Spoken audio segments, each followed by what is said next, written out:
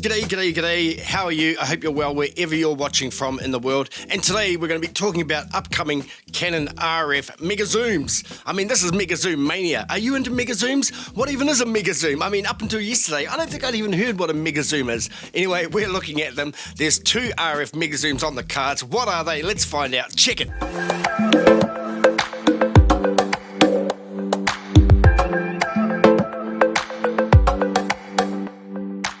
Okay, so that was quite an energetic start, however you found that. Hey, I'm not a megazoom kind of guy. In fact, I had never really heard of the term megazoom until yesterday when I saw it on the story. And it does seem that there are two new RF megazooms on the cards, or at least Canon are investigating the development possibilities of these. So I do look forward to hearing what the announcements are, but the specifications on these are really quite out there. I wonder what you think about it. Let me know below. I'd be really interested to know, are these megazooms something that you're going to be looking at picking up? I mean, they cover a massive range of photography options here, but the thing that really holds them back for me is the aperture. Alright, so the first Canon RF megazoom on the cards is the 100 to 600mm f4.5 to 7.1.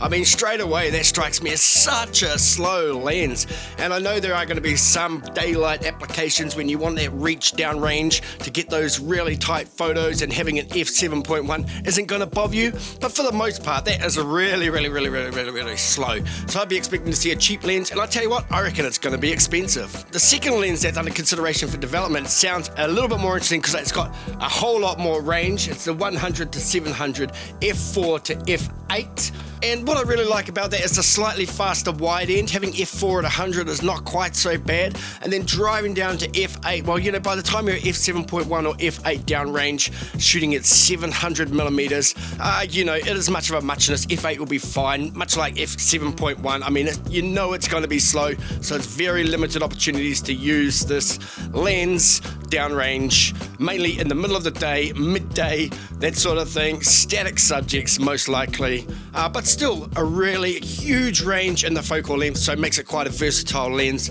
If megazooming is what you're into, it's megazoom mania. The thing to also bear in mind is the RF 100 to 500mm f4.5 to 7.1 lens has been mooted, but in actual fact they may as well go for the 600mm version because it gives that extra reach and it's still just as slow. Well, the info I have on these megazooms is that they are investigating them for development, so I'll be really interested to see what does come out and to see how much they actually take off. Is it going to be something you're going to be picking up? I mean, are you a megazoom sort of photographer? Anyhow, I just thought this was of interest to see that these two megazooms are on the cards and just to work out who they might appeal to. I mean, they're a little bit slow for bird and flight or that sort of thing, so maybe they are going to appeal to a different type of photographer. Who knows? That's where you come in, because I want your opinion. Let me know below. Who do you reckon the megazooms are going to be aimed at? Are they aimed at you?